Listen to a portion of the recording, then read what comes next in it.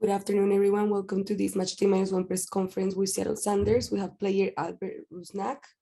We'll start with the questions for media. We'll start with John Lupo. Albert, just talk about the mindset and the mentality of the team. I know you guys are ahead, but obviously you want to stay aggressive. And the first goal, whoever scores it, will be key tomorrow night.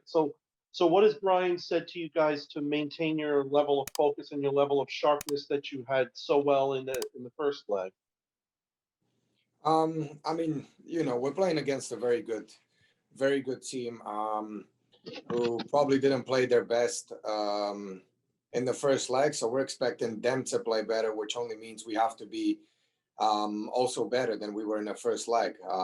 It's going to be a tough game, and the scoreline 3-1 is very tricky. It's not as with the away goals still playing a big role in Concacaf. 3-1 is not as good score as it looks on a paper. So we're going there with the mindset that it's another game that we want to get a result, and we're not going to be playing and counting the goals. As the game progresses and changing our style of play, from first minute, everybody has to be sharp, and we have to be on our A game in order to proceed to the final. We'll continue with Sam Schmetzer. Thanks, Albert. Hope you're doing well. You guys have seemed to really kind of click in the midfield these last couple of games, both last week against New York City and then against Minnesota before that. I think we all know, the ceiling for this group is incredibly high with the players you guys have. What have you made of the progression so far? And what's it been like to play with a team that's not only so talented, but very experienced and has a lot of kind of understanding with each other as well? Yeah, I think we have that very good balance between, we have young players that are very talented and very good and can play the role in certain games, and then we have experienced guys who played in MLS for many years and know exactly what to expect from each game, and can help with their experience, especially on road when we play. So there's a good balance, like you said, and last two games were probably one of our better ones this year, and it's also the last two games have been the two games that we kind of have everybody back. We were missing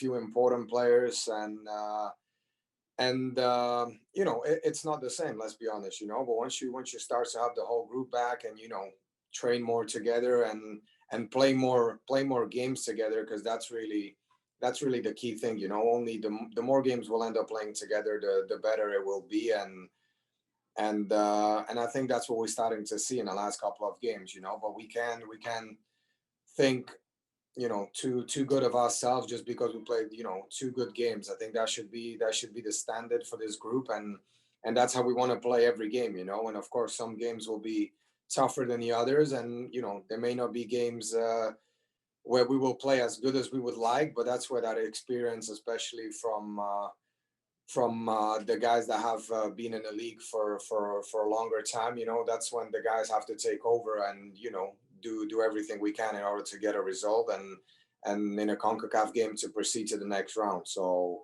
I'm just happy that almost everybody is back, and we're still missing Yemar, but majority of the group is back together, and that's a good.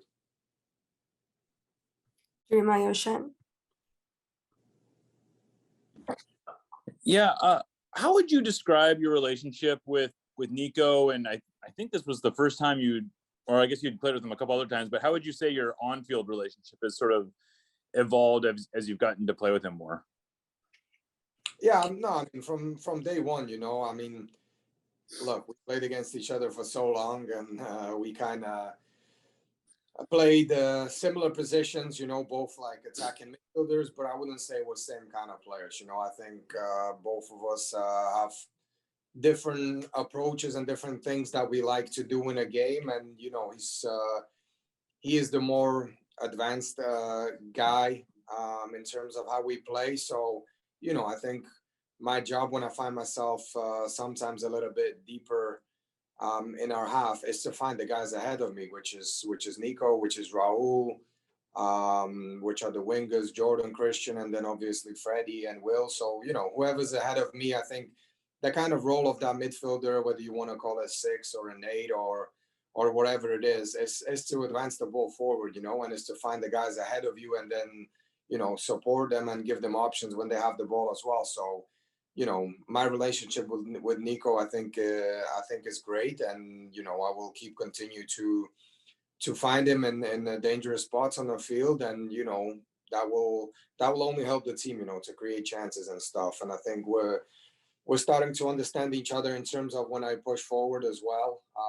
And he is also in those kind of areas that we're not, you know, too close to each other, but we occupy, you know, both sides of the field, and you know, we can be dangerous on the left and on the right. So, as I said, by playing more together, it will just become, you know, more natural for us.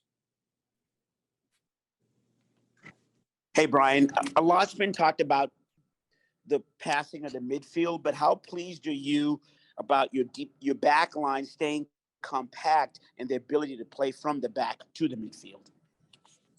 Good.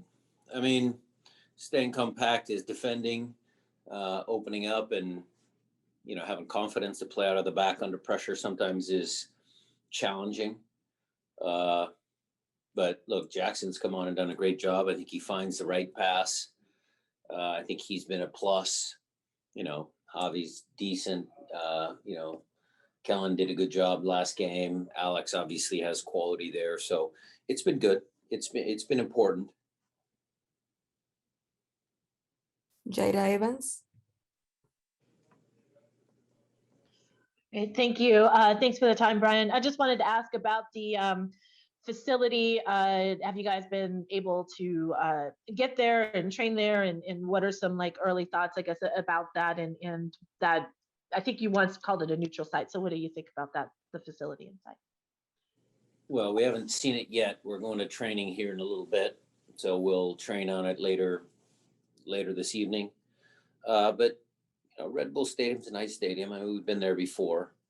Whether it's a truly neutral venue because it's New York Red Bull, or whether New York City FC has a ton of fans in there, we'll see. We'll see tomorrow. I haven't heard anything about ticket sales or anything like that. So it could be neutral, it could be quiet, it could be, you know, 20,000 New York City fans. You never know. There'll be a sprinkling of Sounder fans there. I know we've got some family and players have some friends going. So we'll try and make the best of it. But, you know, it's, as far as stadiums are concerned, it's a good soccer stadium. John Lupo. Ryan, I assume that we'll see Nuhu back in the back line. How impressed were you though without him? That I know that the away goal is a big deal in this competition, obviously, but how impressed were you with the defense that you were able to limit them to one goal without Nuhu there? Well, we were able to limit them. I was happy with our defending for the most part.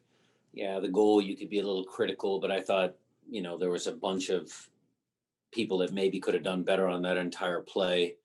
But Nuhu certainly brings, you know, a strong defending acumen to the game. Kellen did great. How we line up 4-5, you know, some of those little nuances you guys will see on tomorrow night. But we'll plan on defending well. That's a good team. You know, Maxi will play, so they'll be even better offensively. So we'll be up against it, but we're not, you know, we're not afraid. We're just respectful, and we'll try and do the best we can to keep them off the score sheet. We'll take 2 more questions. Sam, go ahead. Thank you. Thanks, Brian. Hope you're doing well. You said it after leg 1. It was a very entertaining, high-level match. Yeah. You've obviously led plenty of excellent teams over the years. But what do you make of the level of these 2 teams and how they compare to kind of other MLS sides we've seen over the years in league play and in this competition? Look, there's a ton of really good MLS teams. If you start last year with, you know, what Bruce did in New England, that's amazing. You know, New York City is obviously the defending champs. I think Ronnie's done a great job. You look at Bob's success at LAFC and some of the entertaining soccer that they've done. You look at Gary Smith in Nashville. I mean, he's done a great job. Maybe it's a different style, but he's done a great job. So coaching, playing, MLS in general, I think it's on an upward trend. And, we're just, trying to stay on top of things and try and stay at or near the top. And, that's important for our club. So certainly from a coaching perspective, I think we do a decent job, top to bottom, running a soccer operation. But then obviously as a fan, I enjoy those games. I enjoy good soccer games that are open and play and good passing, good movement. I'm just a fan at heart. Final question, Rodrigo Tovar. Yeah, thank you. Hi, Coach. This is Rodrigo Tovar from Fox Sports Mexico. Either if you or New York win, you're going to face a Mexican team in the final. What is your opinion about that progression of MLS, of you as well as a coach, playing against Mexican teams? Now you're in the same level. Do you think that? Well, until an MLS team, actually comes through and wins a big tournament, I think there'll still be that debate. Who's better? Obviously, statistically, an MLS team hasn't won this competition. We were close in Leagues Cup last year. I mean, we beat some good teams, but then we lost in a final to a very well-coached, good Leon team. I think in the national team picture is the US and Mexico. It's such a great rivalry. Are they even? Does MLS have to catch up a little bit more to Liga MX? Yeah, I think so. I think there's still some room for MLS to grow to catch, the best teams of Liga MX. But it's getting closer. I would say it's getting closer. I mean, we'll pay attention tonight. I mean, it'll be two good teams playing against each other. We'll be able to watch the game. And, again, like I said before, we'll watch the game as fans, but, one eye on the tactics in case we get to go through. And, we'll see what happens if we're able to beat New York City, or for that matter. I mean, I think our commissioner likes the fact that there's two American teams in the semifinal and one of them will go to a final. So at least we'll have one American opponent versus a Liga MX opponent. So that's good for our league. Thank you, Coach, and thank you to all media members. The video will be available in the Concacaf Media Center. All right. Thanks, everybody.